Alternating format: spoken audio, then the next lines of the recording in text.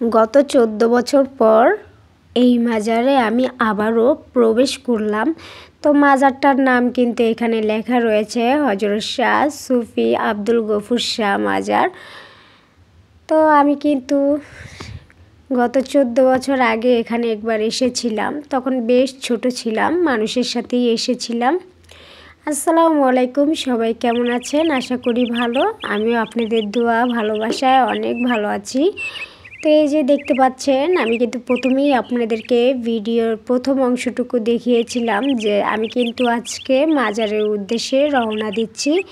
তো মাজারটা কিন্তু আমাদের বাসার পাশাপাশি, তবে আমি জানতাম না যে আমাদের বাসার পাশাপাশি এদিক থেকে গেলে খুবই কাছে মাজারটা। তো আমি জানতাম যে এদিকে একটা মাজার রয়েছে।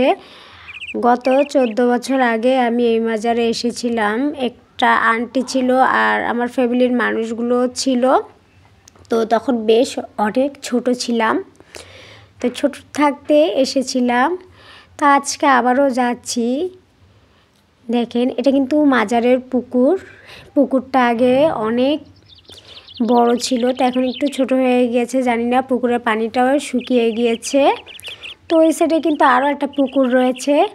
তা আমি মজা করে একটু পুকুরের পাশে বসলাম। আর পুকুরের পানি কিন্তু খুবই কম, বৃষ্টির দিনে কিন্তু পুকুরটা ভরে যায় আর গাছগুলো কেমন জানি শুকিয়ে গিয়েছে।